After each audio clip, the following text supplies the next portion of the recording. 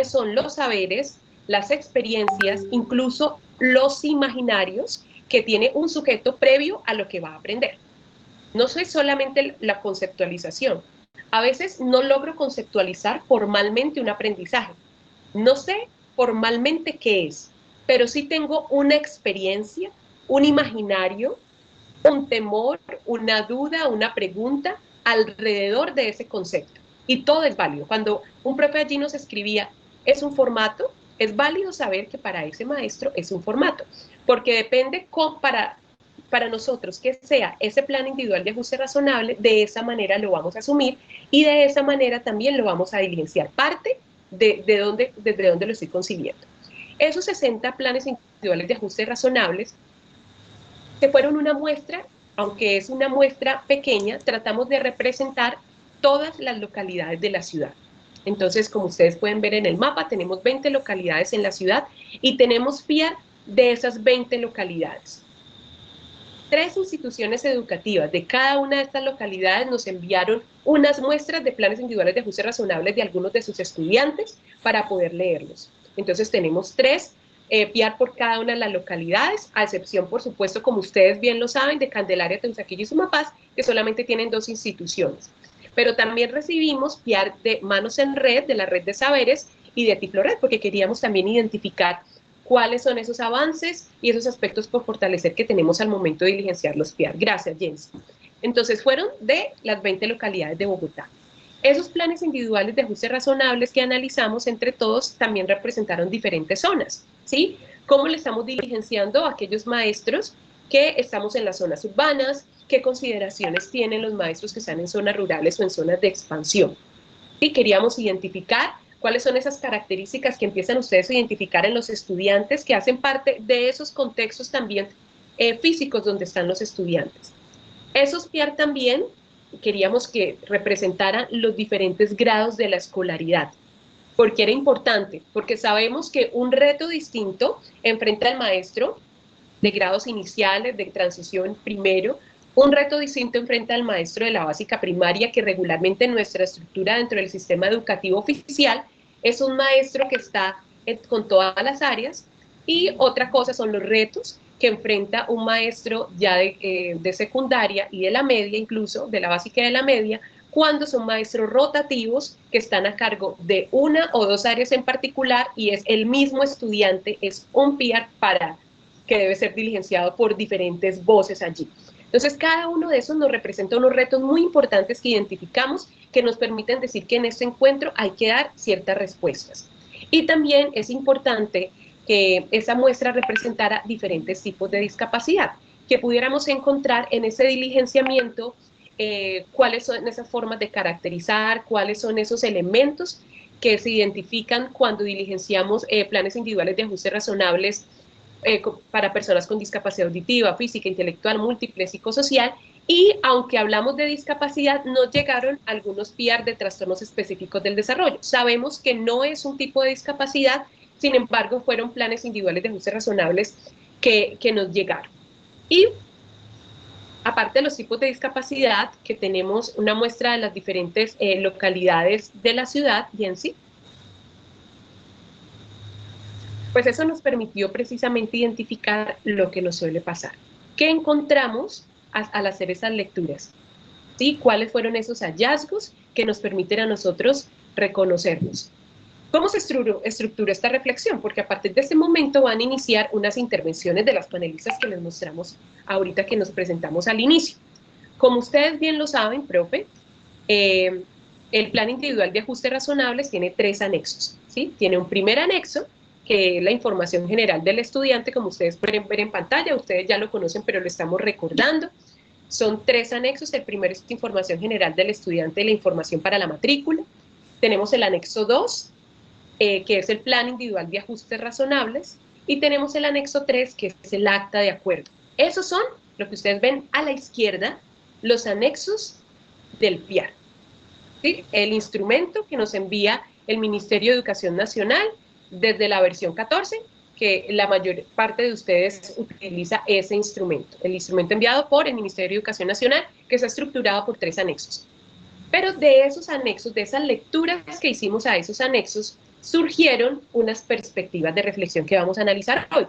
¿Cómo hace una perspectiva? Una perspectiva es un horizonte, ¿cierto? ¿Hacia dónde nos dirigimos? Con esta lectura nosotros identificamos 4 reflexiones que vamos a empezar a desarrollar en este momento. La primera perspectiva de reflexión la hemos llamado el estudiante y sus entornos. A partir de lo que analizamos en esos anexos, en el anexo información general del estudiante, información para la matrícula, qué nos estamos encontrando allí, y vamos a reflexionar entre todos sobre el estudiante y sus entornos. Hay una segunda perspectiva de reflexión que denominamos de la caracterización a los ajustes. Y de la caracterización a los ajustes es identificando también qué nos encontramos al momento de caracterizar a los estudiantes justo en ese plan individual de ajustes razonables. ¿Cuál es esa manera en la que hacemos la transición entre la manera en que caracterizamos y para identificar cuáles son esas barreras y esos ajustes que tienen los estudiantes? Y la tercera perspectiva de reflexión la llamamos seguimiento y evaluación. Y es un poco si ya entendemos entonces cuál es la importancia del estudiante y sus entornos. Ya hemos entendido que hay una transición armónica que debe haber entre esa caracterización y esos ajustes que voy construyendo. ¿Cómo evalúo? ¿Cómo le hago seguimiento a esos planes individuales de ajustes razonables? Porque si es una herramienta, como dijimos ahorita en esos conocimientos previos, pues una herramienta no solamente se ejecuta con la herramienta, voy haciendo seguimiento a la obra. Lo mismo ocurre aquí. Cuando utilizamos la herramienta, voy haciendo seguimiento a lo que está sucediendo con esa construcción que estoy haciendo uso de ese medio, de ese instrumento que estoy usando, que es ese plan individual de ajuste razonable. Y la última reflexión es hacia el mejoramiento institucional, que es el momento donde identificamos, bueno, cuando llegamos al acta de acuerdo, que es ese anexo 3, y es el momento donde se convoca a toda esa comunidad educativa, cuáles son esas reflexiones pedagógicas para llegar a ir a ese mejoramiento institucional. Recuerde que el día de hoy son nuestras reflexiones pedagógicas. Y por aquí nos dice Tracy Caterín, hablando que se acerca una versión 15. Muchas gracias, Tracy Caterín, si tienes toda la razón. Actualmente el Ministerio de Educación tiene la versión 14, fue la que envió para, eso lo van a ver más adelante con Jensi, pero nos adelantamos un poquito porque es muy importante lo que tú estás diciendo. En esa versión 14 que tú la mencionas, se viene la versión 15 que está en borrador, pero lo más importante del día de hoy que vamos a explorar todos esos anexos, como bien lo dice el Ministerio de Educación, los instrumentos que envía el Ministerio de Educación son instrumentos que son diseñados para que favorezca esa movilidad de los estudiantes dentro del sistema educativo. Por eso es que se diseña un formato, ¿cierto? Para que si yo estoy en el colegio Taborda y luego voy a ir a la cumbre y es un plan individual de ajuste razonable que han construido para Liliana Riaño, ¿cierto? Y yo me voy a otra institución, la profesora Tracy pueda recibir dentro de mi historia escolar mi plan individual de ajuste razonable. Entonces la profe Tracy, como nos estamos moviendo bajo un mismo instrumento, un mismo formato que está estandarizado, pues hay unos acuerdos mínimos de lo que debemos diligenciar. Pero hay algo muy importante que todos tenemos que tener claro y son esas reflexiones que vamos a ir arrojando el día de hoy.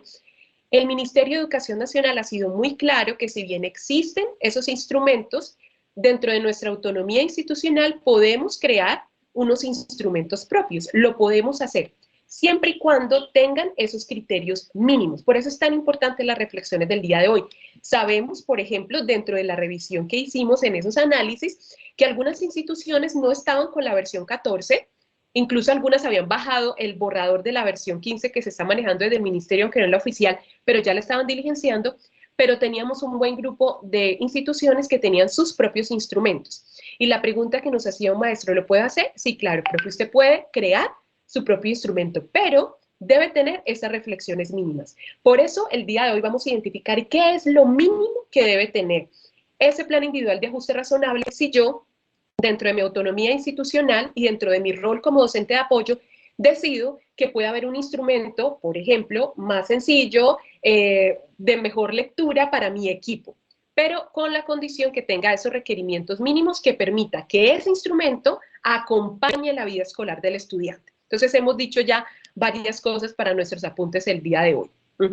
Bueno, muchas gracias. Diana Alexandra nos pregunta precisamente, muchas gracias. Quisiera saber cuáles son esos criterios mínimos. Tienes toda la razón. Ese es el ejercicio del día de hoy. Con esas reflexiones nos vamos hoy.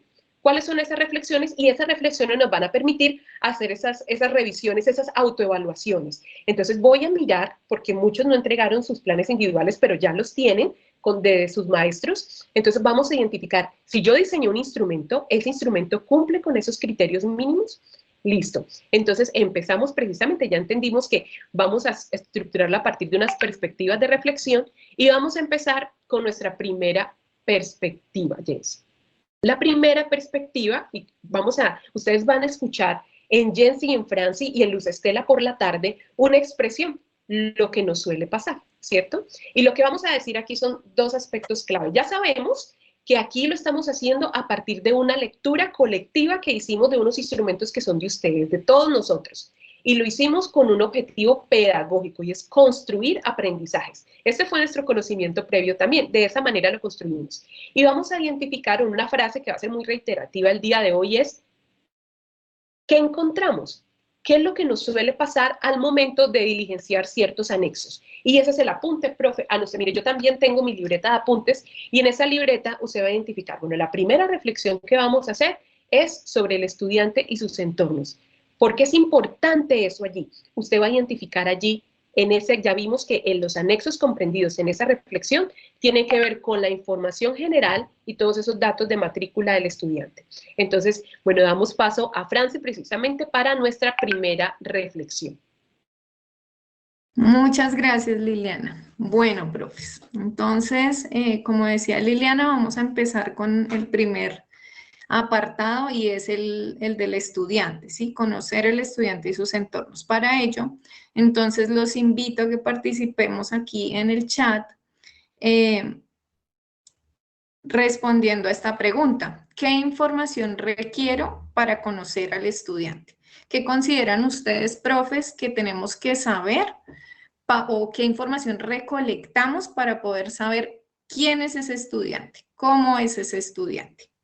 Entonces los invitamos a participar rápidamente en el chat y los vamos leyendo.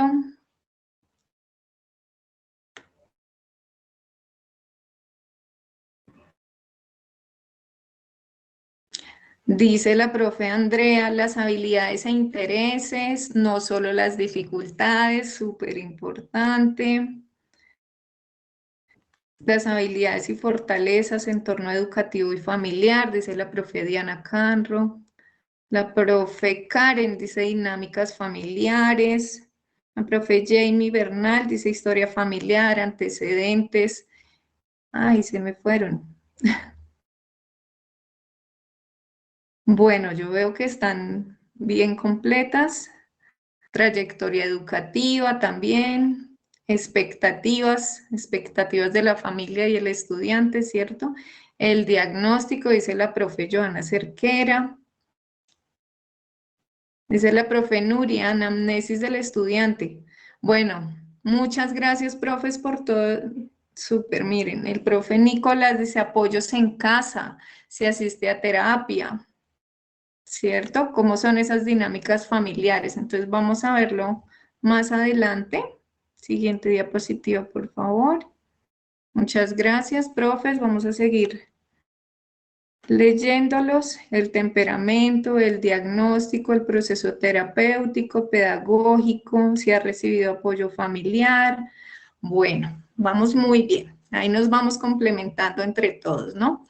Bueno, entonces en este apartado, digamos que es nuestra columna vertebral, es desde donde vamos a partir, porque si no conocemos a nuestro estudiante, pues no le vamos a brindar una educación pertinente y de calidad. No podríamos definir cuáles son esos apoyos, cuáles son esos ajustes para que él participe y aprenda en las dinámicas institucionales. Entonces, como primer apartado, estaríamos hablando de nuestro anexo 1, que es información para la matrícula, y también una parte pequeñita del anexo 2, que es el primer apartado, donde están las características del estudiante.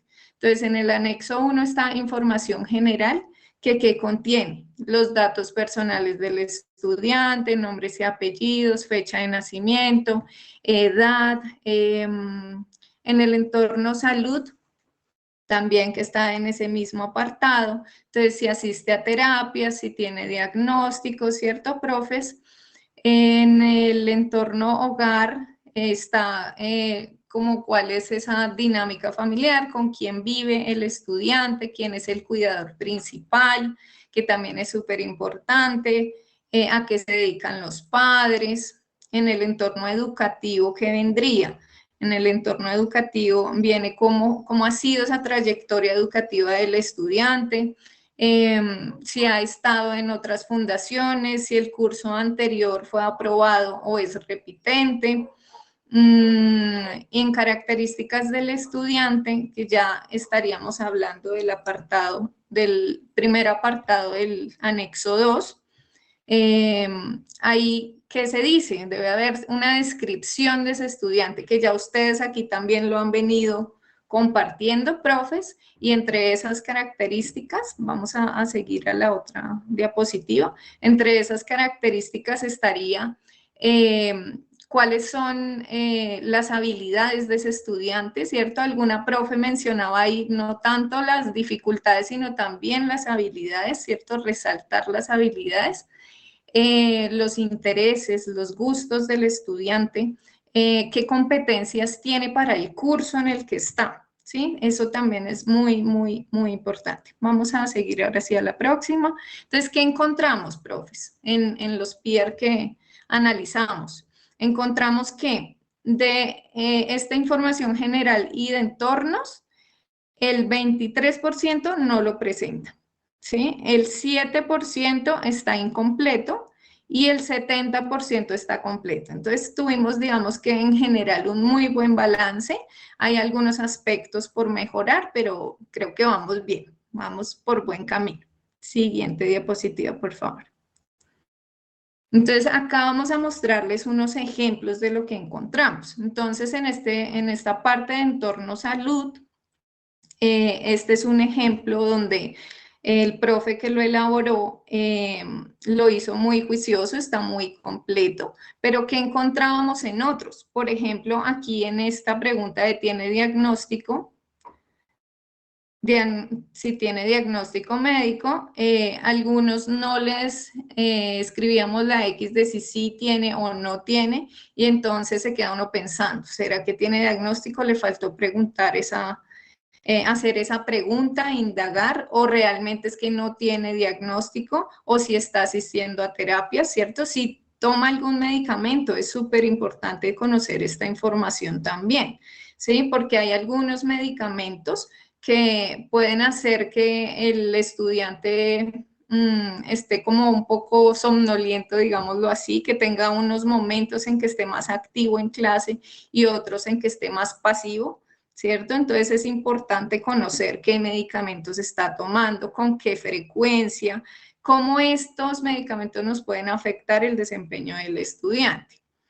Siguiente, por favor, si requiere algunos apoyos para su independencia de comunicación y movilidad, también es importante conocerlo porque a veces en la familia los utilizan y nosotros no tenemos en cuenta esa información y puede ser muy útil para también replicarlo en el contexto educativo. Este es otro ejemplo. Miren, profes, este formato. Aquí lo único que encontramos fue que diligenciaron nombres y apellidos y el resto de información está en ceros, ¿sí? Y si uno llego yo, profe nueva de inglés, soy profe de inglés, quiero ir a conocer el proceso del estudiante y me encuentro con esto, pues uno queda muy vacío. Y realmente esto es la columna vertebral, ¿sí? Desde aquí es donde vamos a definir cuáles son esos ajustes y apoyos para que el estudiante pueda participar y aprender, como les decía. Siguiente, por favor. Aquí este ya haría parte del primer apartado del anexo 2, que es las características del estudiante. Entonces, en esa descripción, aunque hay unos descriptores que nos ayudan a saber qué tendríamos que registrar allí, encontramos estos resultados. Miren, profes, por ejemplo, el 57% escribió algunos elementos en relación a los gustos, intereses, desagrados y expectativas del estudiante y de la familia, el 57%. El 34% no escribió ningún elemento relacionado con estos gustos, intereses, expectativas. Y solo el 9% lo escribió completo. Entonces ahí es donde decimos, miren, nos hace falta mucha información que no estamos teniendo de pronto en cuenta y que es básica para el proceso de aprendizaje. En cuanto a la otra parte de la descripción, están las habilidades, competencias y necesidades de apoyo. El 31% lo hizo de forma completa, el 53% solo escribió algunos elementos y el 16% ninguno de estos elementos. Las habilidades, competencias y necesidades de apoyo. ¿Qué nos dimos cuenta? Que muchas veces como que nos enfocamos más en las dificultades del estudiante y no en esas potencialidades que tienen. Entonces, vamos a pasar a la siguiente diapositiva. Vamos a mostrarles unos ejemplos de lo que encontramos. Entonces, esta fue la descripción que apareció en uno de los PR que encontramos. Entonces dice, es un estudiante responsable con sus actividades académicas, requiere apoyo para lograr el objetivo propuesto por los docentes. En cuanto a las relaciones con sus compañeros, se le dificulta relacionarse con sus pares y con los docentes, pero cuando lo hace es de manera respetuosa y amable. ¿Qué encontramos? Nos hace falta mucha información, ¿verdad? Vamos a ver otro ejemplo que está un poco más completo en la siguiente diapositiva.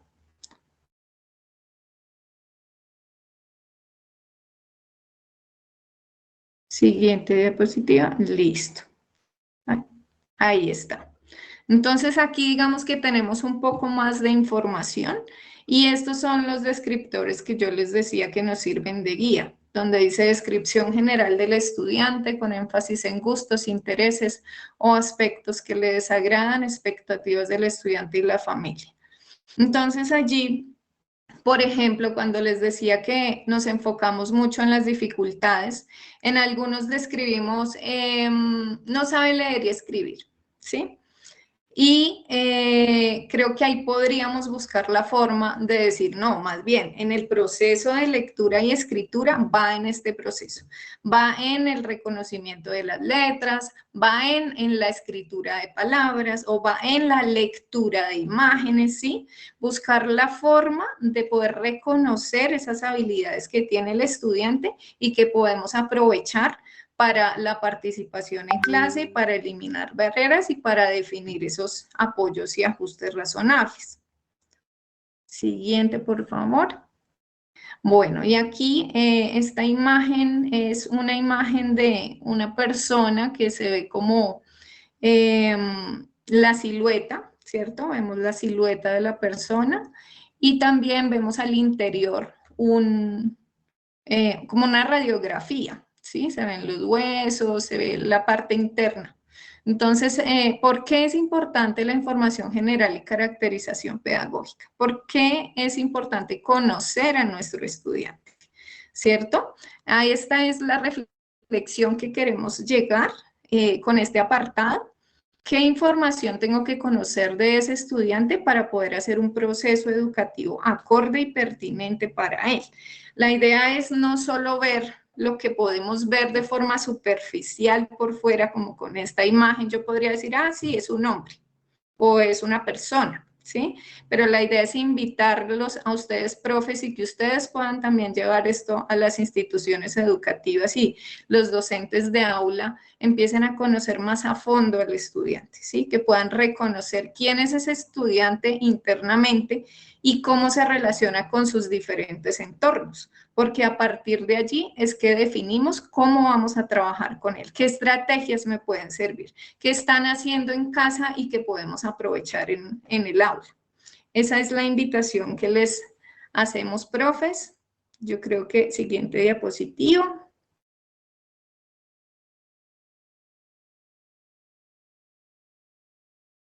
Listo, Francis, muchas gracias. Y antes de continuar con nuestra reflexión 2, vamos a ir haciendo como esos cierres. Hay una pregunta que realizó Johan, profe Johan, muy importante, y nos decía, eh, justo cuando estábamos hablando que podemos construir nuestros propios instrumentos, ¿cuáles serían esos mínimos que debería tener? Es una muy buena pregunta, profe Johan. Y el profe Nicolás Esguerra y la profe Aura mencionaron unos aspectos muy importantes que vamos a retomar como cierre de este bloque. Cuando hablamos del estudiante y sus entornos, debemos identificar una metáfora que se utilizó en este momento y es la metáfora de la radiografía. Identificar más allá de lo evidente. Esa es una frase clave de este momento. Más allá de lo evidente. ¿Qué es lo evidente? Que el niño tiene un diagnóstico, o lo evidente es que tiene unos indicios, porque pueden pasar esas dos situaciones que creo que es importante diferenciar. Por un lado está el estudiante que tiene ese diagnóstico, ¿sí? Y cuando me remite desde la matrícula, desde el CIMAD, pues yo identifico, Liliana tiene un diagnóstico y voy a hacerle un plan individual de ajustes razonables, digamos. Ese es un caso. O cuando entra Liliana y accede, lo que hacemos es identificar que hay unas alertas que puedo determinar pedagógicamente, no estoy hablando de procesos terapéuticos, sino pedagógicamente hay unos criterios de observación que me permite decir, hay una alerta dentro de los procesos de aprendizaje que estoy esperando en Liliana, que no los identifico o los identifico en unos ritmos mucho más lentos, ¿sí? Requiere más tiempo, requiere más apoyo para lograr los procesos de aprendizaje, requiere una extensión de tiempo, requiere otro tipo de recursos.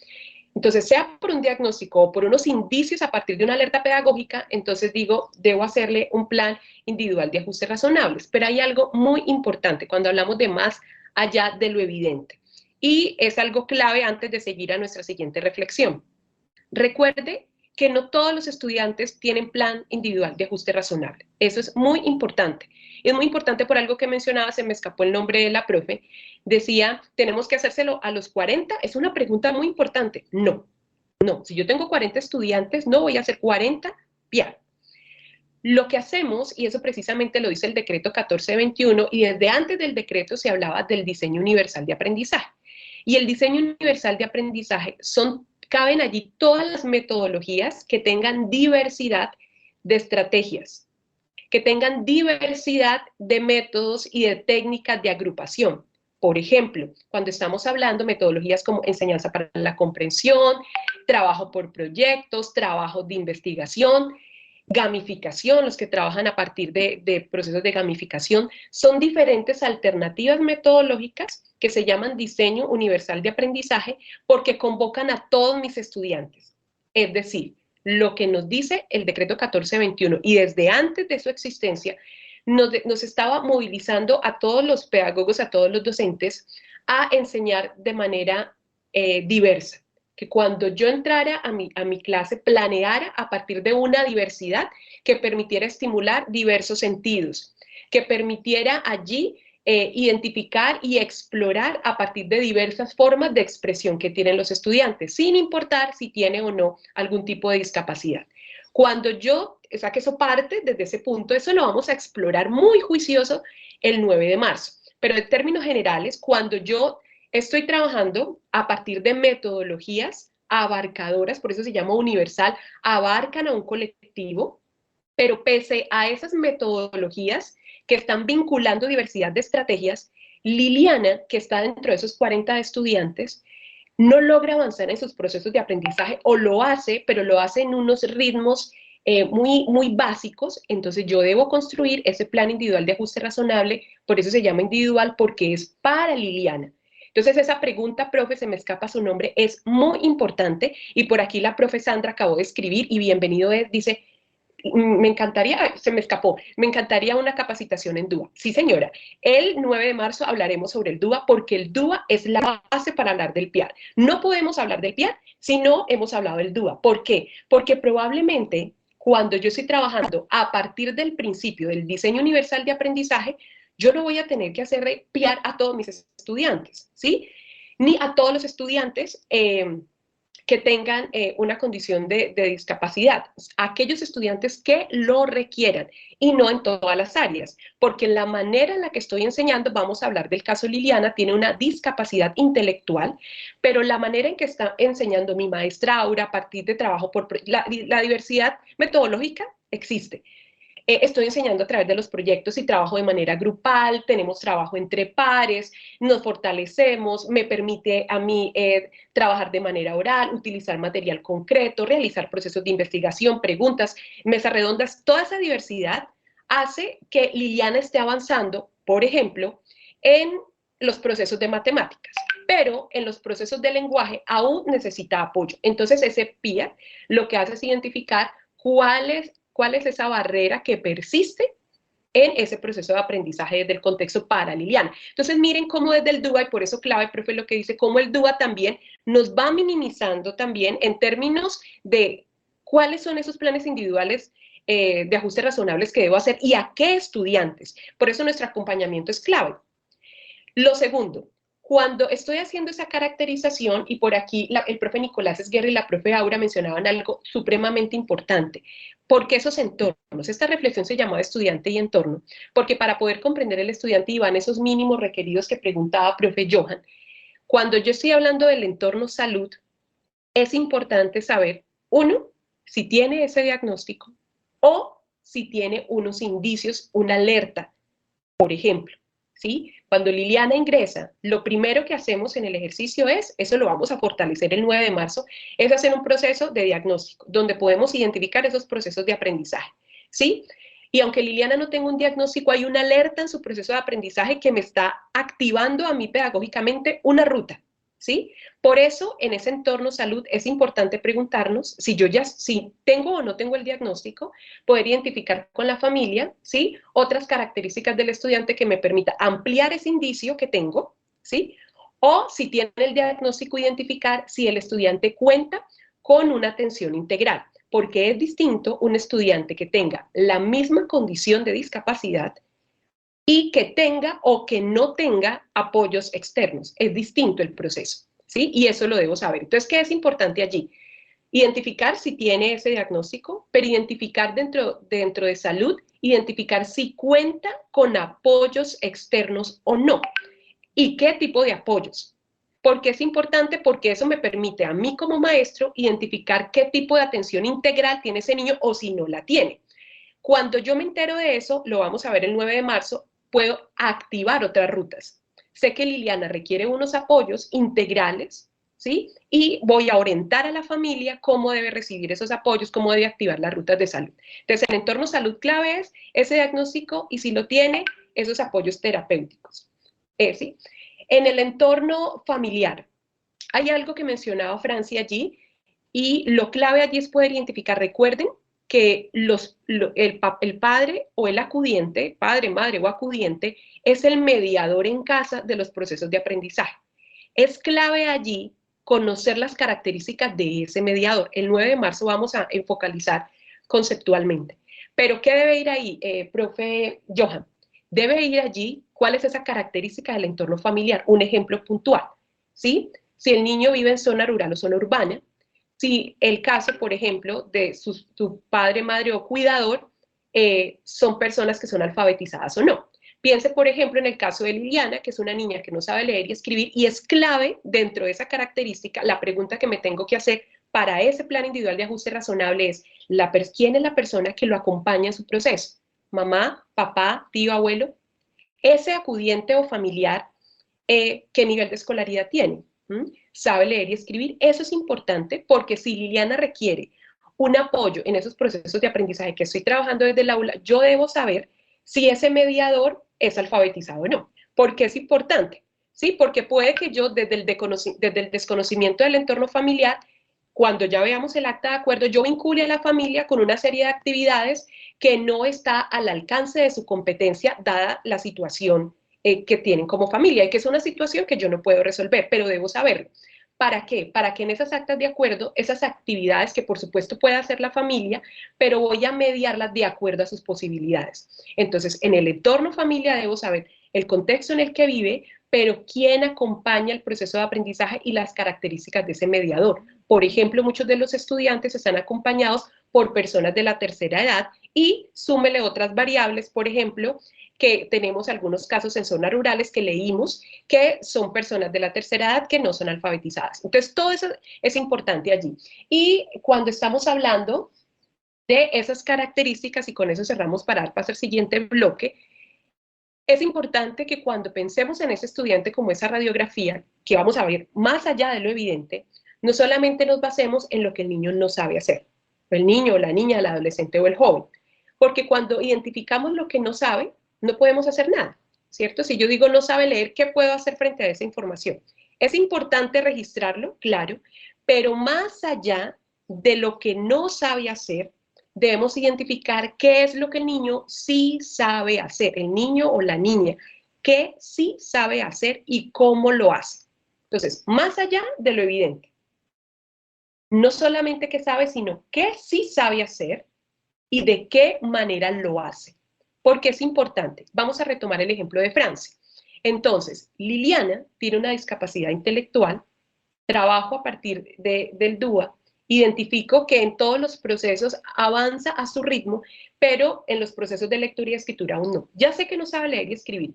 Si yo dentro de la característica coloco no sabe leer ni escribir, pues es la misma situación con la que llegó, ¿cierto? Más allá de eso, yo voy a identificar qué es lo que sí sabe hacer Liliana, ¿sí? Es capaz de, a partir de una serie de imágenes como con pictogramas, construir una historia y hacer esa lectura de imágenes y apoyarse de eso para poder leer, ¿sí? Tiene un reconocimiento, por ejemplo, de esos grafemas, puede tener una lectura silábica, no es una lectura expresiva, ni funcional, ni alfabética, pero sí es una lectura silábica.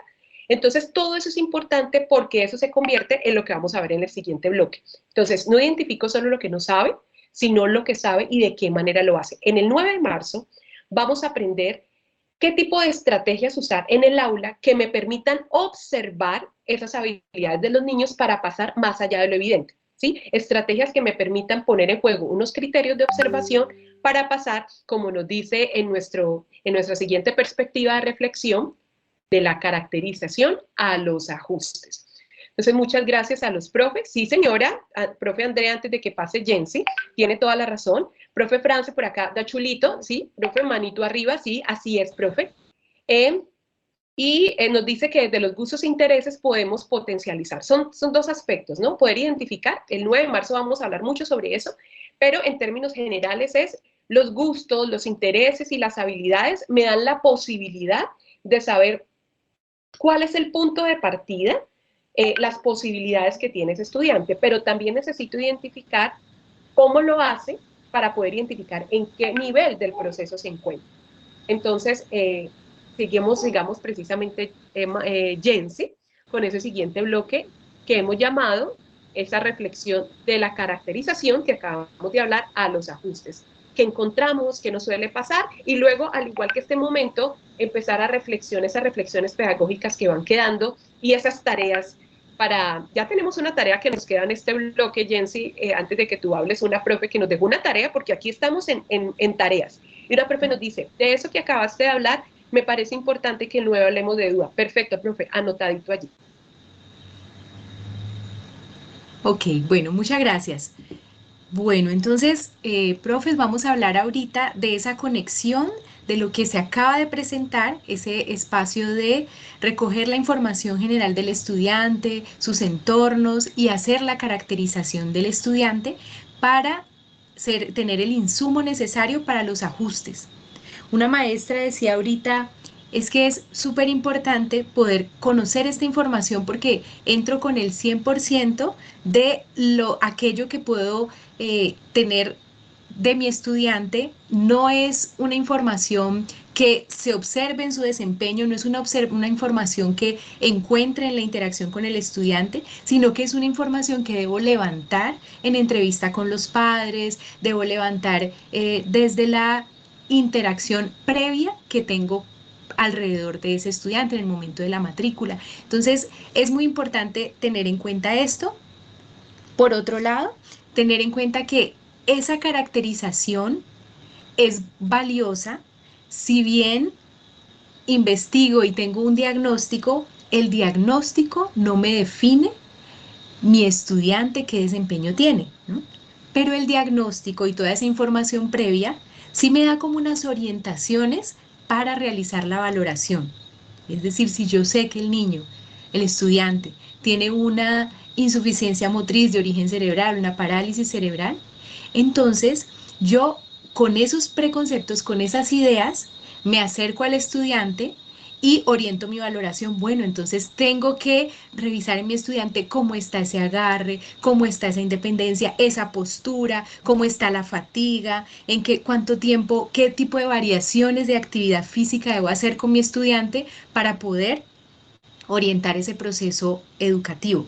Si yo sé que de base tengo claridad de que el diagnóstico es de tipo sensorial, auditivo o visual, entonces eso me orienta también, si es una baja visión, me orienta a que yo debo llegar a ese estudiante con unas herramientas y unos recursos que estén al alcance de sus posibilidades para poder permitir que pueda participar y que pueda ser, se pueda beneficiar de ese proceso educativo. Así entonces vemos que ninguna información es menor, digamos. Entonces, lo que decía la profe Jamie hace un momento, nos escribía en el chat, es que es fundamental tenerla completa. No quiere decir que el diagnóstico nos va a definir el desempeño, para nada, ¿cierto? Porque el diagnóstico es dado hace algunos años o es dado en un momento del desarrollo del estudiante, pero esa persona ya ha crecido, ha pasado por un proceso terapéutico, por un proceso educativo y eso ha determinado un nivel de desempeño que es lo que nosotros ya, cuando llegamos a este momento de la caracterización que nos explicó Franci y Liliana, vamos a conocerlo. Allí es que vamos a conocerlo pedagógicamente.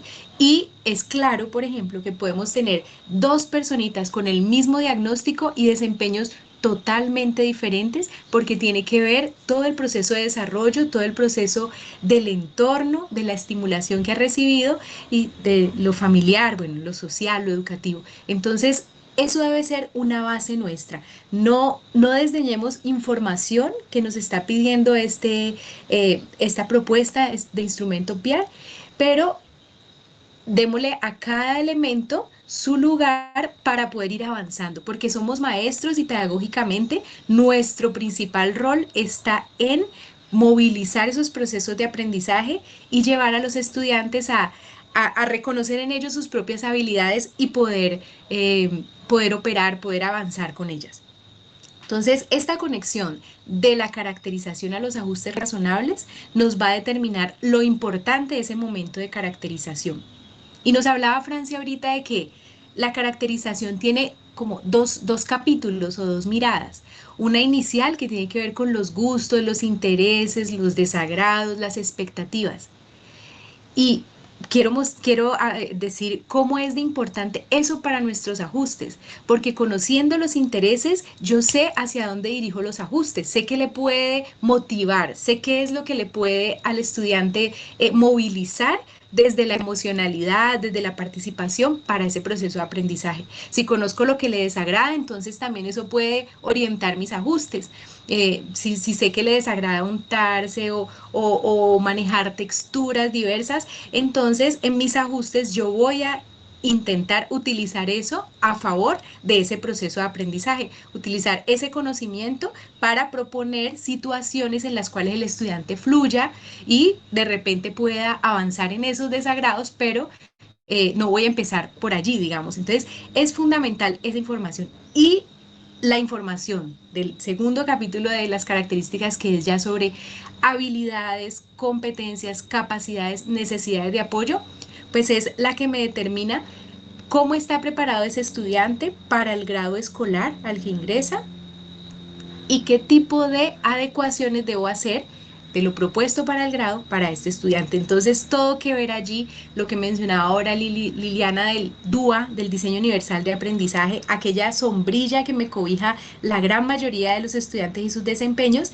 y cómo esto se articula con el PIAR, que es aquel estudiante que sí necesita una individualización, porque por más que yo haga unas estrategias de manera general muy inclusivas, muy participativas, este estudiante tiene unas necesidades específicas que yo debo atender o hay unas barreras a su alrededor que no le permiten avanzar como podría hacerlo en su máximo potencial y no puedo, digamos, como detener de repente ese proceso del grupo general y detener tampoco su proceso. Entonces eso me implica, debo hacer una individualización para que pueda responder y continuar avanzando.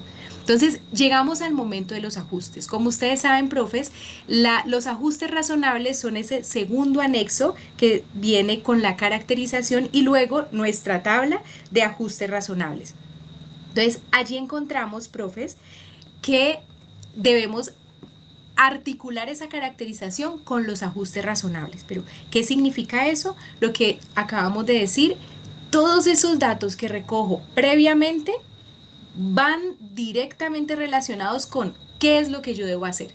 ¿Listo? Prácticamente es el momento súper importante y allí nos mostraba Franci cómo en la gráfica observamos que hay una conciencia a nivel de esos 60 PIARs que revisamos, que nos, digamos, nos dan como un insumo, hay una conciencia de que es necesario hacer la caracterización. Entonces, como ustedes ven, el alto porcentaje que sí tenía una caracterización, nos muestra que como docentes estamos conscientes de la importancia de este momento. ¿Listo? Entonces, vamos a observar cómo se relaciona esa caracterización con lo que vamos a plantear. Entonces, en nuestro cuadro tenemos, recordemos nosotros, objetivos para plantear los ajustes razonables. Objetivos, barreras, ajustes razonables como tal y evaluación de los ajustes. Entonces, ¿qué quiero mostrarles en este momento? Vámonos a la columna de objetivos.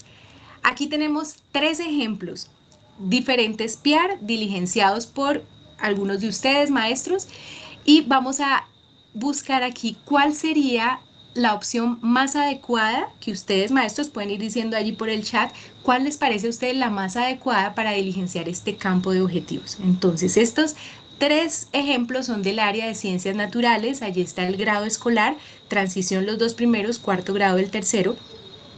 Entonces, el primer ejemplo nos dice, un maestro puso en la casilla de objetivos, puso, observa y establece relaciones de diferencia o semejanza entre los seres vivos y los no vivos, a través de la comparación de algunas de sus características. Como vemos allí, los verbos nos están indicando que hay unas habilidades a las que se está apuntando, ¿no? Observar, establecer relaciones, comparar. Entonces, vamos a mirar este como un objetivo. Un segundo ejemplo nos dice temáticas, nos inicia con ese título, temáticas, ciencias naturales, cuidado del cuerpo, higiene, salud, alimentación, deporte,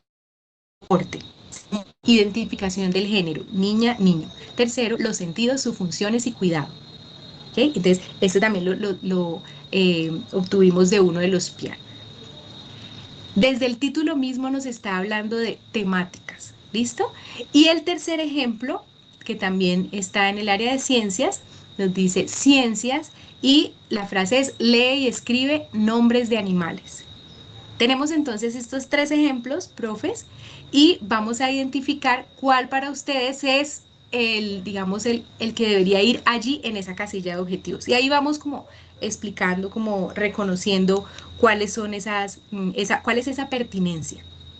Entonces encontramos que el A, como dicen algunos maestros, sí, el A nos está hablando de precisamente acciones, metas que queremos alcanzar, habilidades, conocimientos. Entonces, es muy importante y aquí quiero aprovechar para reflejar, profes, cómo en esos PIAR que estuvimos analizando nos sucedía lo siguiente. En un 18% no se registraban objetivos. Esto tiene relación con que hay algunos PIAR en los cuales el anexo 2 está ausente.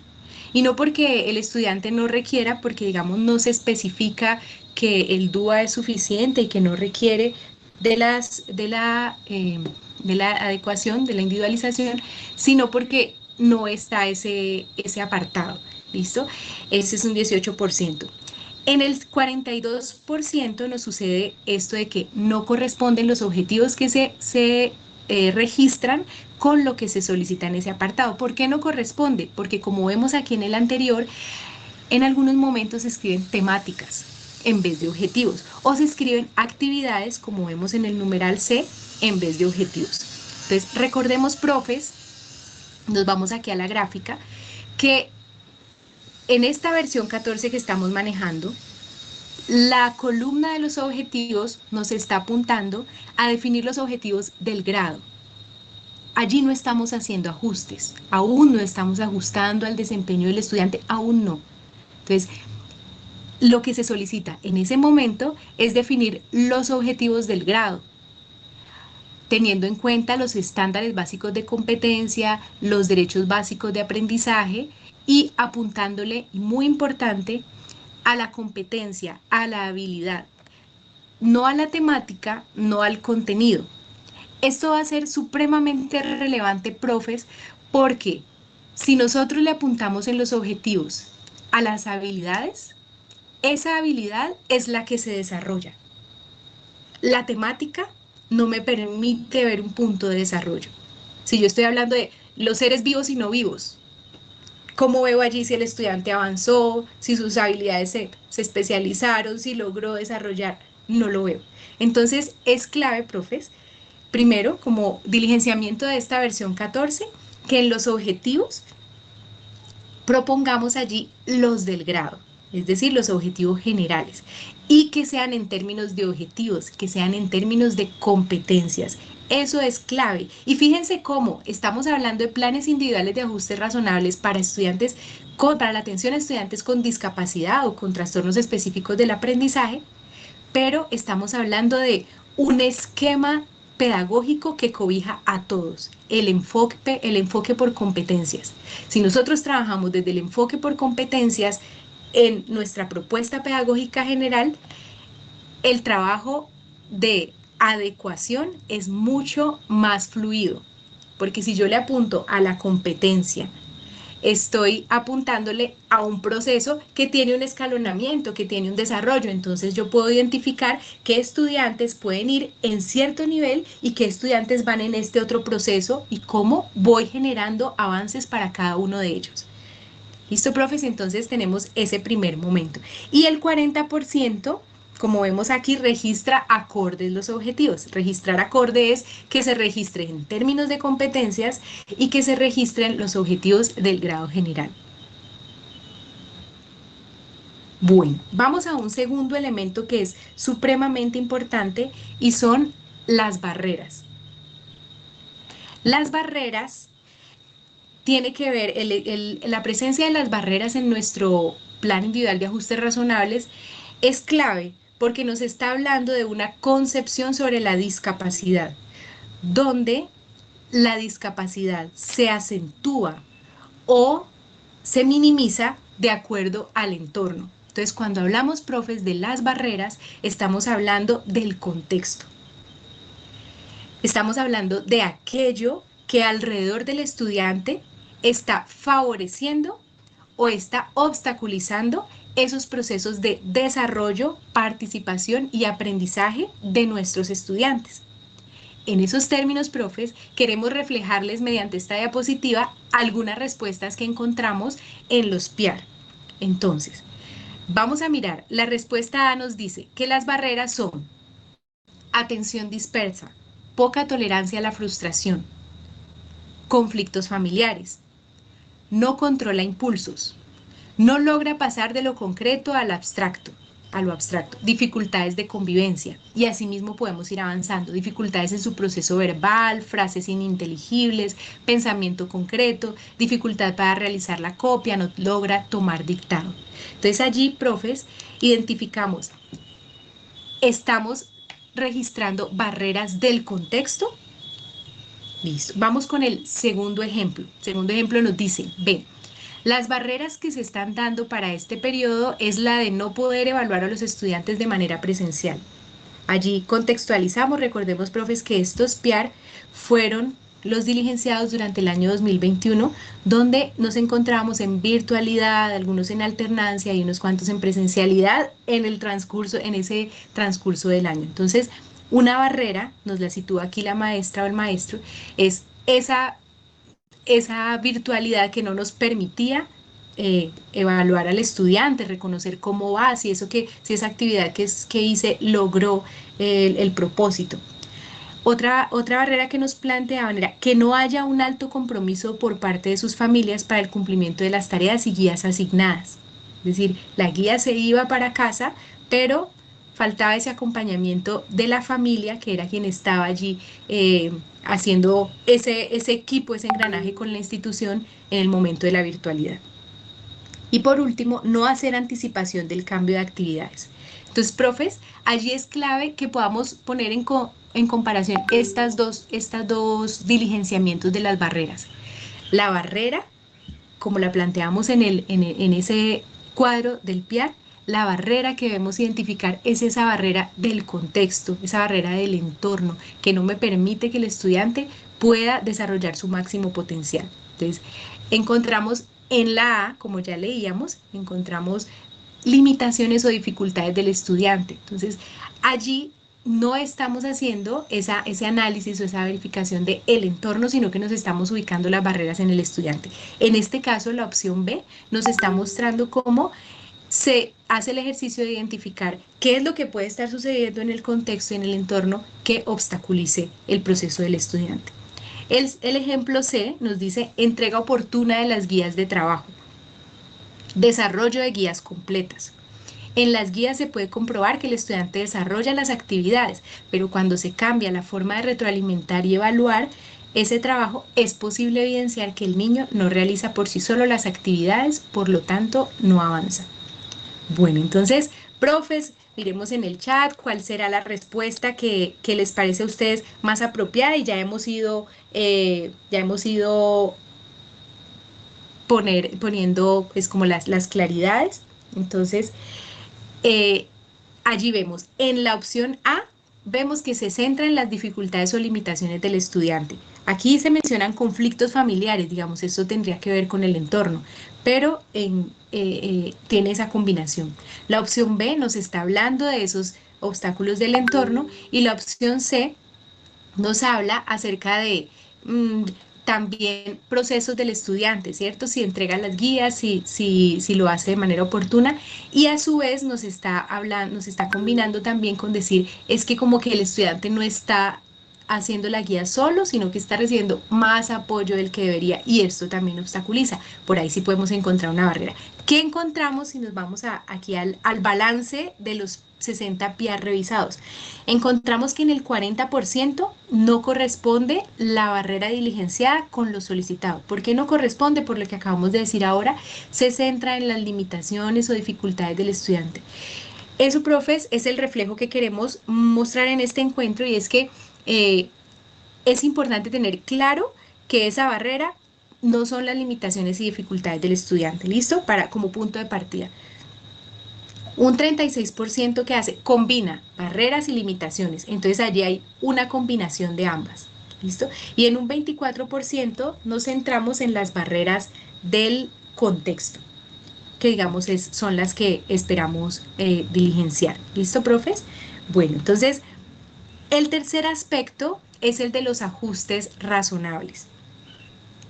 En los ajustes razonables, entonces encontramos esa posibilidad de responder a esas barreras. ¿Qué ajustes debemos hacer para minimizar las barreras que hemos encontrado previamente? Entonces, fíjense cómo todo se va conectando, uniendo eslabón por eslabón. Tenemos una caracterización que nos habla de el desempeño del estudiante, de sus gustos, de sus intereses, y a partir de ello encontramos unas barreras del entorno que no permiten que el estudiante participe y se desarrolle. Y en combinación de estos dos elementos, entonces vamos a hacer los ajustes razonables. ¿Qué encontramos en los ajustes razonables? Encontramos que suele diligenciarse, mire aquí, 76% se diligencian unos ajustes que no son suficientes. De repente no son suficientes, ¿por qué? Porque se centran en alguno de los elementos. Se centran o en lo curricular, digamos, son los más presentes en los PIAR revisados, entonces se centra en lo curricular, es decir, las adaptaciones a las metas de aprendizaje, los desempeños de los estudiantes, pero entonces no es solo adaptar la meta, y digamos, antes de adaptar la meta, es identificar ¿de qué otra forma puedo yo generar un proceso didáctico, un proceso metodológico para poder llevar al estudiante a sus logros? Entonces, es el balance allí entre el tipo de ajustes suficientes que requiero para el proceso de mi estudiante.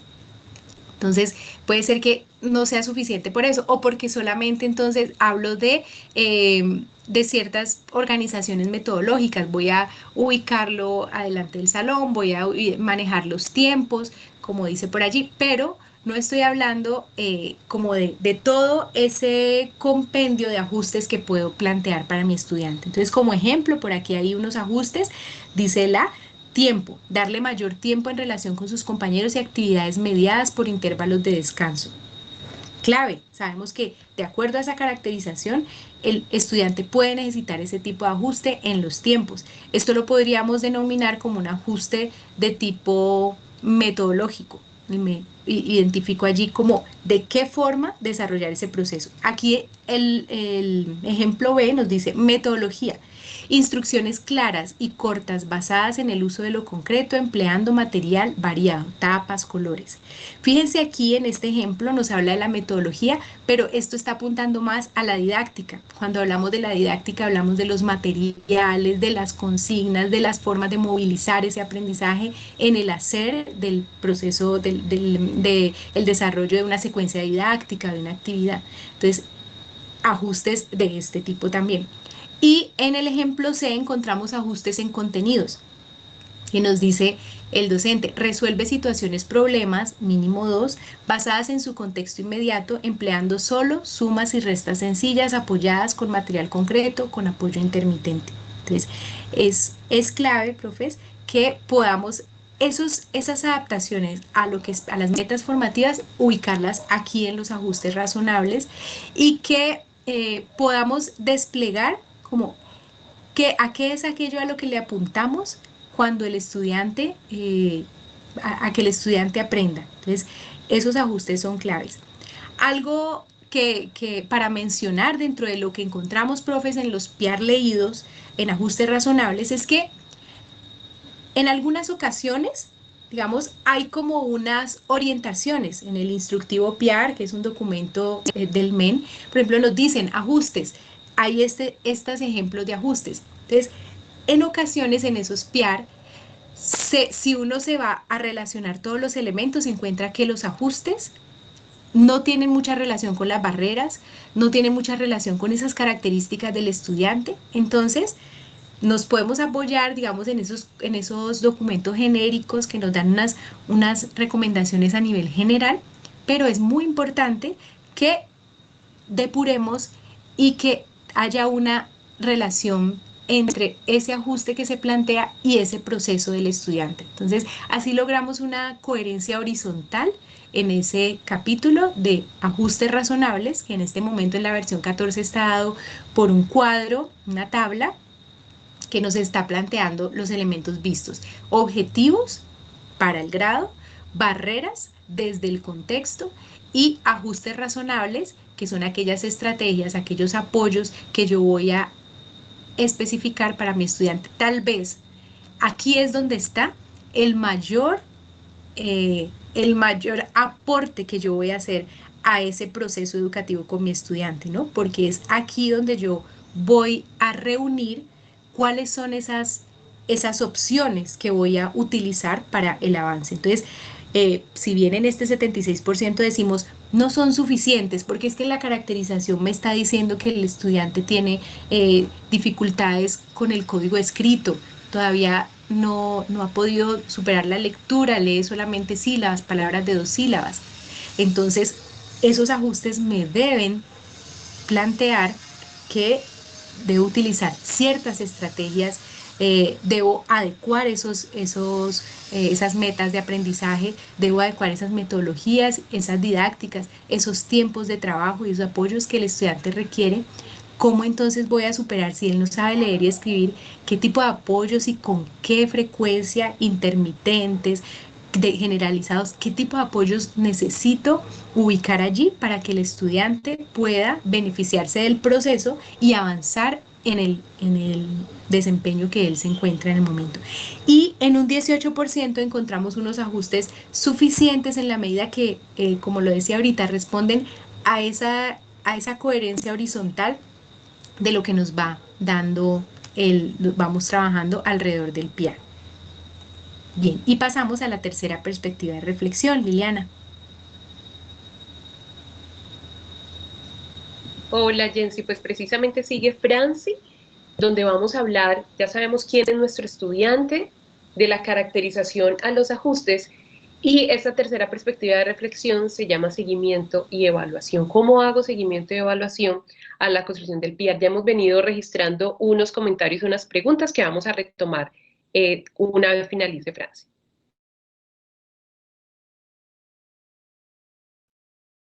Gracias.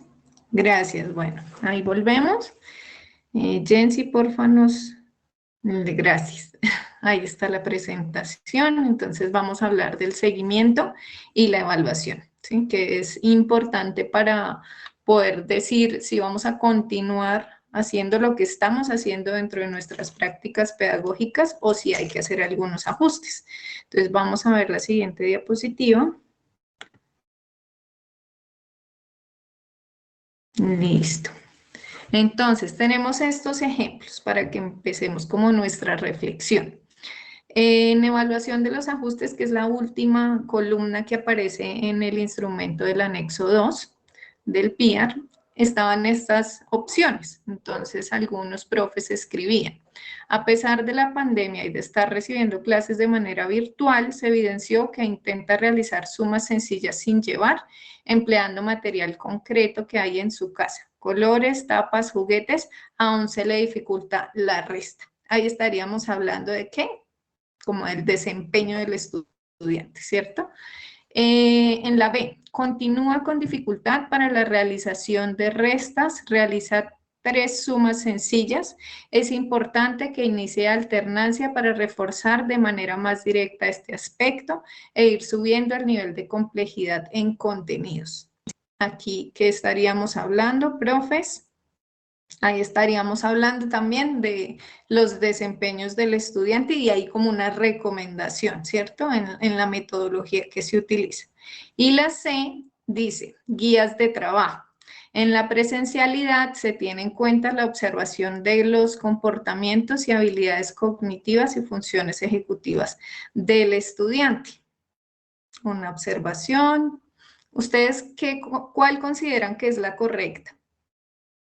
La A, la B, la C, ninguna de las anteriores, todas las anteriores, los leemos aquí en el chat. Bueno, acá nos dice la profe Windy que es la B, la profe Diana, la profe Geraldine también, la profe Paula dice que ninguna. Bueno, la mayoría están diciendo que la B. Vamos a revisarla. A y B. Ninguna. Bueno, creo que la mayoría nos están diciendo que es la B. Y en esa B vamos a volver a leerla. Continúa con dificultad para la realización de restas. Realiza 3 sumas sencillas. Es importante que inicie alternancia para reforzar de manera más directa este aspecto e ir subiendo el nivel de complejidad en contenidos. Hace un análisis, ¿cierto?, de qué desempeños ha logrado el estudiante, en cuál está en proceso, ¿cierto? Y cómo da la recomendación de ir subiendo el nivel de complejidad. Pero vamos a verlo más adelante. Siguiente diapositiva, por favor. ¿Qué es lo que tiene que evaluarse en ese apartado de evaluación de ajustes? Precisamente si esos ajustes que me planteé, que Jensi nos dio unas explicaciones y unos ejemplos, si esos ajustes sí están funcionando o no. ¿Sí? Y si el estudiante también, digamos que en los ejemplos que vimos anteriormente, veíamos el desempeño. Entonces, si el estudiante con esos ajustes y apoyos sí lograron ese desempeño, ese objetivo de aprendizaje que me planteé, o no. Pero aquí lo más importante es si los ajustes y apoyos que me planteé están funcionando o no. ¿Qué encontramos? Acá encontramos que el 73% hablaba de los ajustes en la evaluación. Es decir, cómo yo ajusto la forma en que voy a evaluar al estudiante. Ya vamos a ver unos ejemplos de esto. El 22%, no alcanzo a leer lo que dice debajo, si es sí o no. Se hace alusión a ajustes. Alusión a ajustes, gracias. El 22% sí hace la alusión a los ajustes, si esos ajustes están funcionando o no. Los estamos evaluando, les estamos haciendo seguimiento, revisar si hay que hacer algún cambio en el tipo de apoyo que estoy utilizando, ¿sí? O en el nivel de intensidad de ese apoyo. Y el 4%, solo el 4%, habla de la evaluación a esos ajustes que definimos. Entonces vamos a ver unos ejemplos enseguida, en la siguiente diapositiva.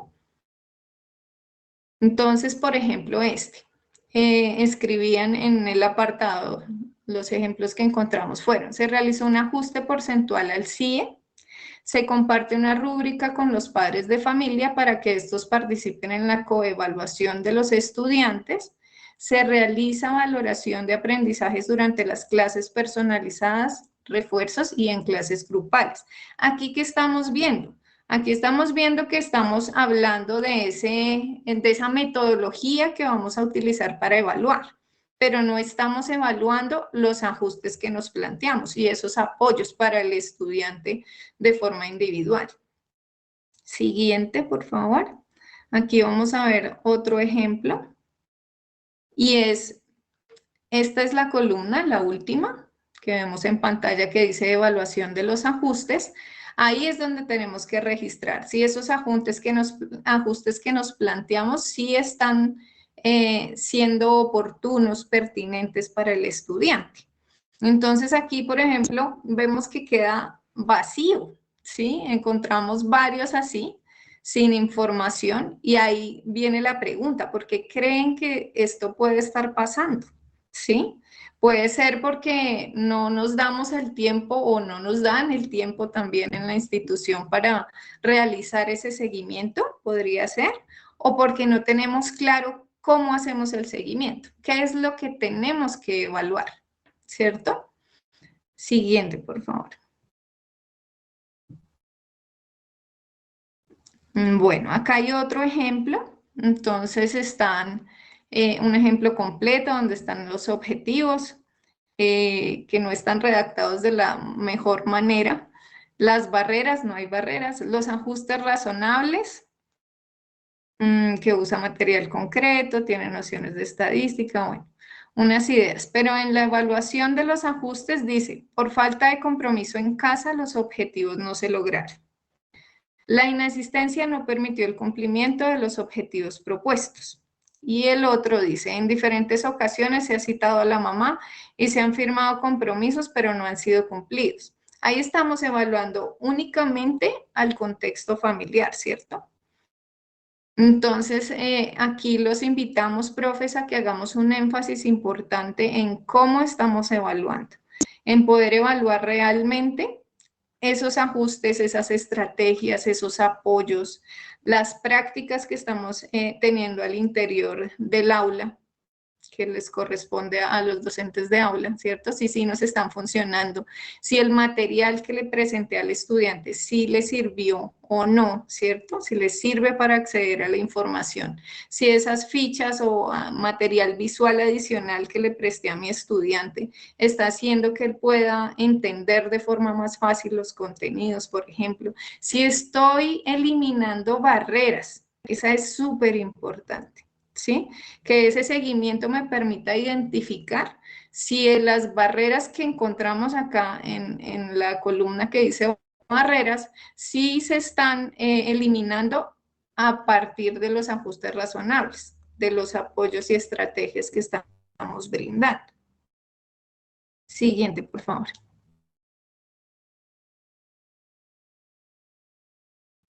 Listo. Yo creo que hasta ahí podríamos dejarlo. Le damos paso a Lilian. Bueno, hay algo importante que se está escribiendo en el chat, que vamos a irlo recogiendo. Pero antes, profes, queremos hacer una solicitud muy especial. ¿Sí? Ya estamos a punto de cerrar y queremos saber si podemos extendernos 10 minutos más para poder dar cierre a esta última perspectiva. ¿Estarían de acuerdo, profes? Porque dijimos de 8 a 10 de la mañana, son las 10:05. Sí, nos regalan esos 10 minutos para poder hacer este cierre. Gracias, Adriana, gracias a la gente que está contestando. Hay una serie de preguntas que se han recogido. ¿Qué les parece si damos paso a Jensi? Porque vamos a hablar sobre, una vez conocimos el estudiante, conocemos sus habilidades, sus intereses, pero también de qué manera procesa la información. Pasamos de la caracterización a los ajustes, luego venimos cómo hacemos seguimiento y evaluación, y ahora vamos hacia el mejoramiento institucional. Y con eso recogemos una serie de preguntas que tenemos aquí que son claves. Hay unas que por ahí les dejo para que no se pierdan al final. Hay gente preguntando quién debe diligenciar el PR. Yo, profe, yo docente de apoyo, la barrera es el mismo niño, es el contexto que es bueno. Entonces ahora los vamos a contestar, Jens. Bueno, muchas gracias. Vamos entonces a tener esta última reflexión, y es cómo el PR nos aporta para el mejoramiento institucional. Sabemos que el documento al final de su anexo 2 tiene las recomendaciones al plan de mejoramiento institucional para la minimización de las barreras en el contexto, barreras para la participación, el aprendizaje y el desarrollo.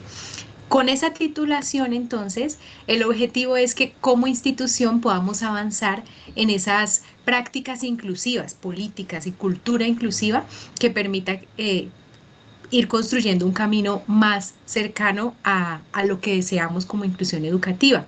Entonces, ¿qué encontramos en esas recomendaciones al plan de mejoramiento institucional? Centralmente, bueno, hay un 31% que no diligencia este apartado. Allí cabe mencionar que si bien la mayoría utilizan, los docentes, los PR revisados utilizaron la versión 14, hay algunos PR que tienen adaptación o que de esa misma versión 14 se diligencian ciertas partes y ciertas otras no. Este es el caso, en un 31% no está diligenciada las recomendaciones al plan de mejoramiento institucional. Hay un elemento clave, y es que, como se titula, deben ser recomendaciones que minimicen las barreras, porque lo que vamos a organizar es ese entorno inclusivo como institución.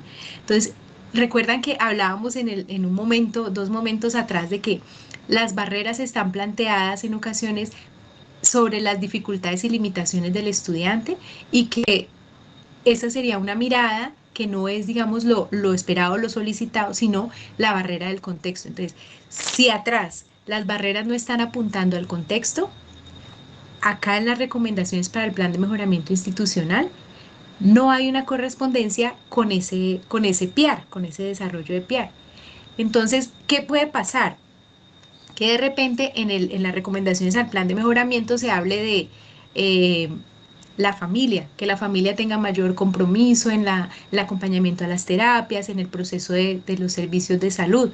Entonces, en la lectura del PR, el tema es, uno dice, o sea que hay dificultades con la familia. Entonces, ¿dónde está eso en las barreras? Entonces, profes, miren la opción de mejoramiento que esto nos da, y es poder, si yo encontré aquí que necesito que la familia se ponga mucho más activa, participativa en el proceso, entonces me devuelvo atrás. ¿Quiere decir que hay una barrera en este sentido? Entonces, ¿qué ajustes debo hacer para minimizar esa barrera? Y entonces voy haciendo como esa conversación que me permita tener una coherencia en los diferentes elementos del PR. ¿Qué encontramos también? Como son recomendaciones para las diferentes gestiones escolares, algunas de ellas se toman de manera genérica. Entonces, como recomendaciones que uno sabe que deben tenerse en cuenta, ¿cierto?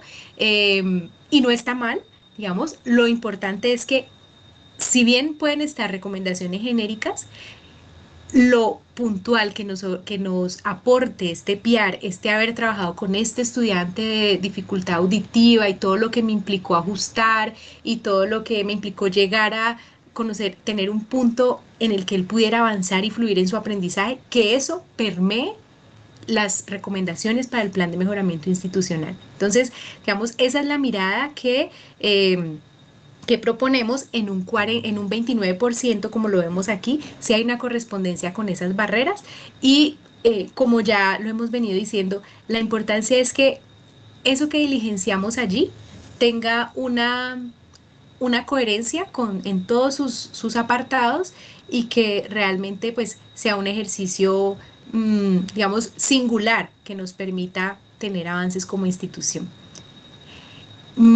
Luego de las recomendaciones para el mejoramiento institucional llegamos al anexo 3 y el anexo 3 también nos determina unas oportunidades de mejoramiento. ¿Qué encontramos? En el anexo 3, que es el acta de acuerdo, profes, miren como elemento, digamos, legal, amparado en un decreto. Esta acta de acuerdo es muy importante porque es la evidencia de que esto fue socializado, de que estamos trabajando como equipo, que la familia está enterada, que los docentes están integrados en este proceso. Entonces, hay un primer apartado que son los compromisos para el aula. Aquí lo que se solicita es que de eso que en el PIAR se habló o se recomendó, entonces vamos a puntualizar aquí los compromisos. Cabe, por ejemplo, en este apartado poder decir qué áreas son las que necesitan ajustes y qué áreas no, porque de repente yo voy al PIAR y veo que solo está matemática y lenguaje, y digo, está en 11, ¿qué pasa con física? ¿Qué pasa con química? ¿Qué pasa con emprendimiento? Entonces, debe haber un momento en el que se diga, de acuerdo al DUA o de acuerdo a la priorización de las metas formativas para el proceso del estudiante, se van a hacer ajustes o se va a priorizar tales áreas.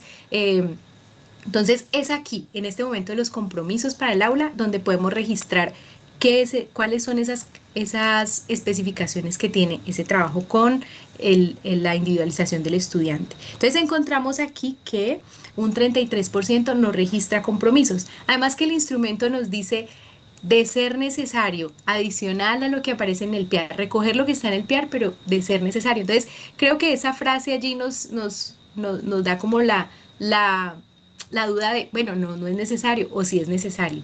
Pero fíjense, más allá de lo que dice la consigna, fijémonos en la importancia de ese momento de refrendar o de establecer esos acuerdos puntuales que son para el aula.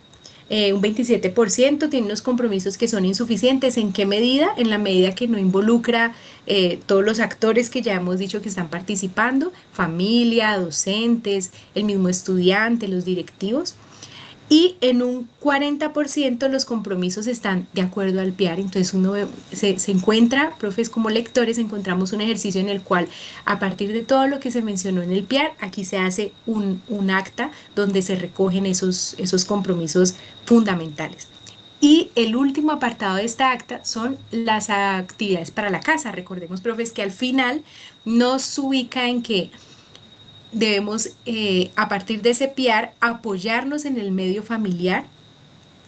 Es clave que esas actividades para la casa estén orientadas a que los estudiantes puedan complementar el trabajo del aula y avanzar hacia las metas formativas. ¿Listo? Si bien hay actividades para la casa de organización, de manejo del tiempo libre, de las rutinas, también es clave que como actividades puntuales podamos plantear aquellas que nos apoyen para avanzar en esas metas formativas.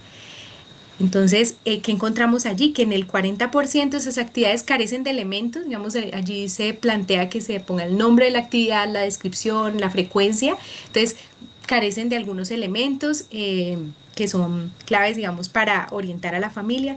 En un 29% falta claridad en la descripción, entonces actividades que, por ejemplo, que dice hacer secuencias numéricas con los elementos de su armario. Entonces, es importante que sea un poquito más desarrollado, ¿cierto? La descripción y que podamos decirle a la familia cómo lo puede hacer, qué preguntas puede hacer, cómo puede potenciar esa actividad desde el medio familiar que me responda a ese desempeño que he planteado.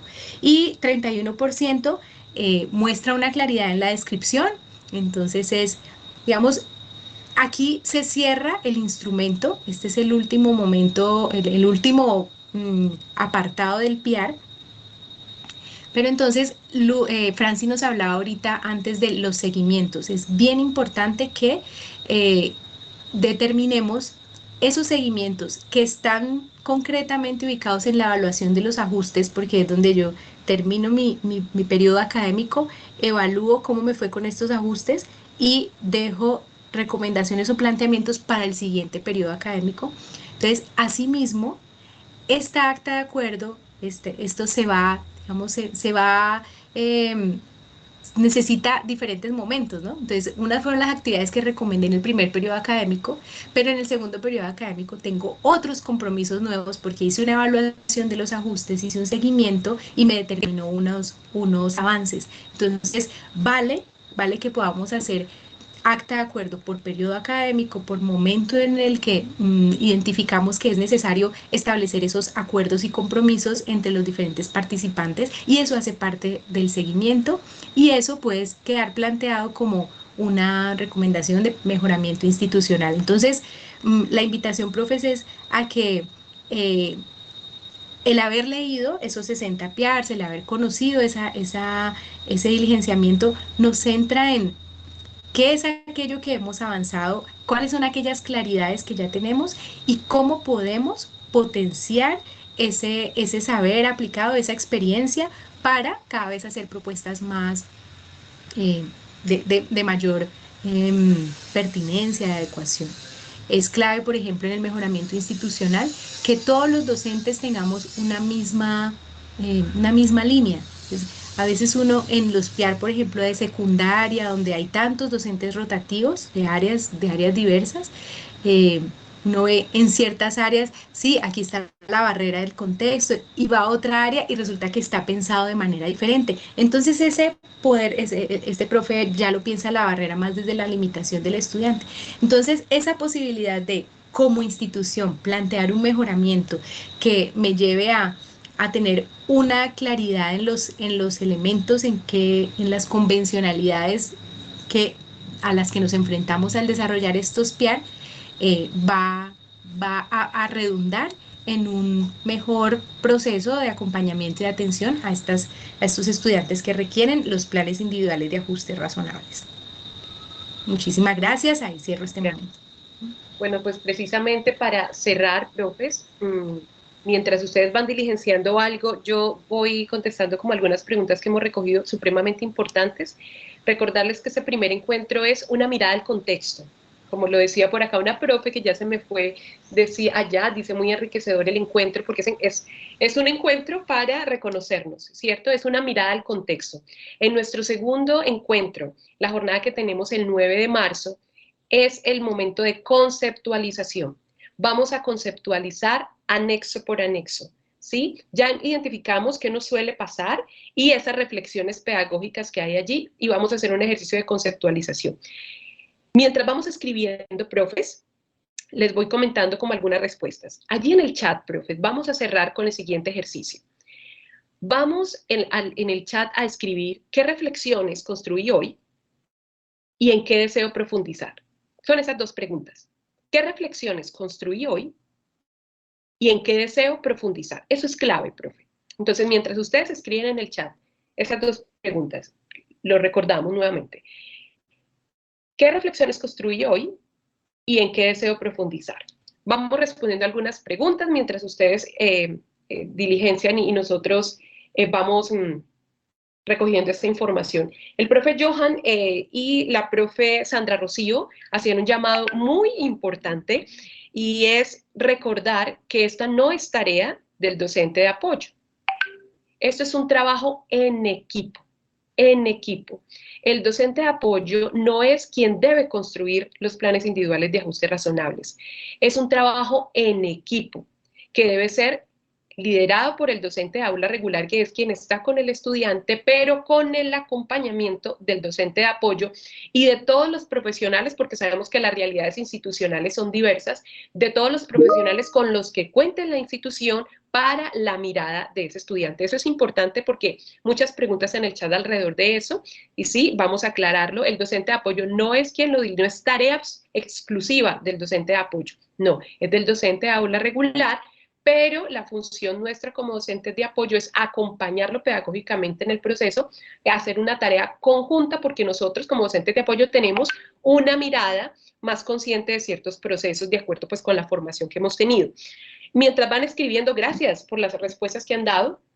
Otras preguntas que han hecho que vamos recogiendo es, ¿se debe realizar todos los años? Sí, precisamente el plan individual de ajuste razonable es un instrumento a la planeación, es ese instrumento que me permite, como lo decía Jensi ahora, el niño pudo haber tenido el diagnóstico hace un año, 2 años, hace un mes, pero solo con que haya pasado un mes, 2 años, 3 años, el niño ya no es el mismo. Digamos que una reflexión de hoy es el diagnóstico no determina al niño. 2 niños con el mismo diagnóstico no tienen el mismo proceso. La estimulación temprana que yo haya tenido, el contexto en el que me movilice, me hacen distinto. Somos seres únicos de naturaleza, pero todas esas variables me hacen distinto a una persona que tenga el mismo diagnóstico. Y todas esas relaciones que he tenido con el entorno familiar, con el entorno del contexto escolar, si tengo o no unos apoyos externos que hagan una atención integral a mi proceso educativo, eso hace que mis momentos sean distintos. Entonces, no solamente cada año se construye, por un lado, y segundo, profe Natalie, cada periodo hacemos un pare para hacer seguimiento. ¿A qué? A cómo nos fue con esos ajustes. Entonces, lo diseño al inicio del año, en ese primer trimestre, y dice el decreto 1421 que mínimo 3 veces al año, es decir, que uno podría, no se habla de periodos, pero podríamos hacer la relación de periodo, que puedan decir esos mínimos 3 veces al año, yo hago una pausa, vamos a mirar esos ajustes que le realizamos al proceso de aprendizaje de Liliana en cuanto a lo metodológico, lo didáctico curricular, si funcionaron o no, y en qué sentido funcionaron, dónde hubo avances y dónde no. Jamie Bernal ha sido muy participativa el día de hoy y nos ha dicho, recordemos que el ministerio también tiene un instructivo que nos puede ayudar a entender hacia dónde debe ir. Gracias, Jamie. Jamie ha participado aclarando muchos temas allí en el chat. Y otra cosita por aquí que había mencionado, Sandra Patricia, era si solamente era para estudiantes con discapacidad. Por supuesto que hay una atención especial para un estudiante que tiene discapacidad, porque precisamente por su condición, pues requerirá unos tipos de apoyos, pero eso no quiere decir que el plan individual de ajuste razonable solamente es para estudiantes que tengan algún tipo de diagnóstico, es para el estudiante que lo requiera, pero sabemos que los estudiantes que tienen algún tipo de discapacidad, sobre todo de orden intelectual, sensorial, pues requieren unos ajustes muy, muy precisos. Y hay algo que ha mencionado una profe, quisiera que exploráramos más sobre el DUA y ha sido muy repetitivo y tiene mucha razón su comentario, profe, porque precisamente creo que fue la profe Jamie que también lo ha mencionado muchas veces, es en el encuentro del 9 de marzo, es poder explorar cómo antes, previo a ese plan individual de ajustes razonables, hay una transformación, es que hay una transformación en estos procesos de enseñanza. Hay algo que mencionaba una profe ahorita en el chat, esto nos moviliza a todos, tiene toda la razón, profe.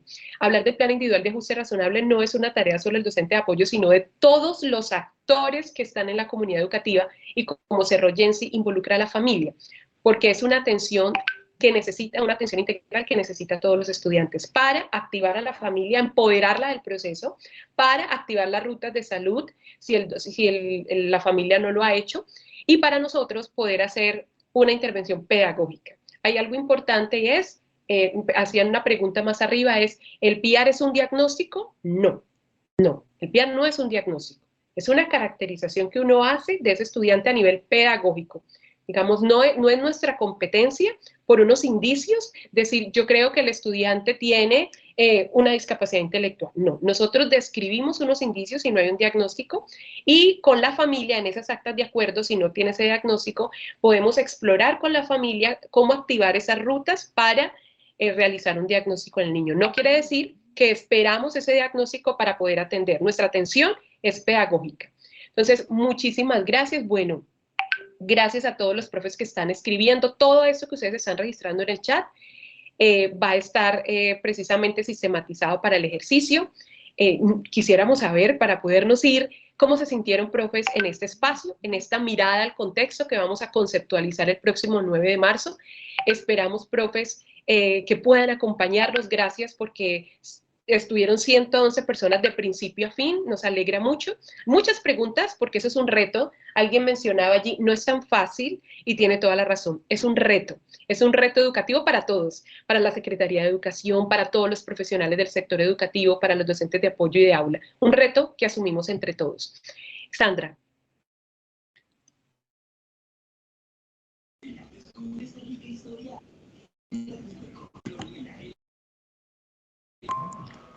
Sí, Liliana, muchas gracias a todo el equipo de Fundación Gestión Educativa.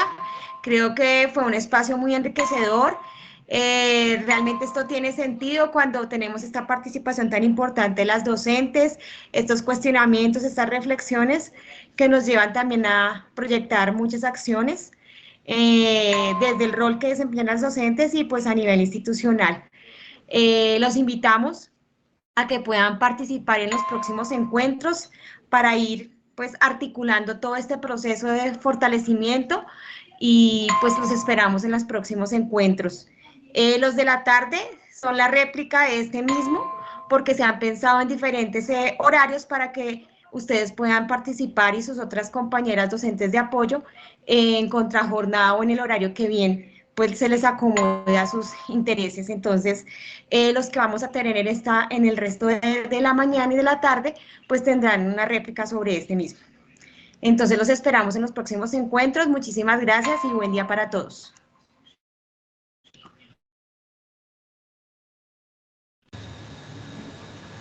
Un abrazo para todos, profe. Feliz día.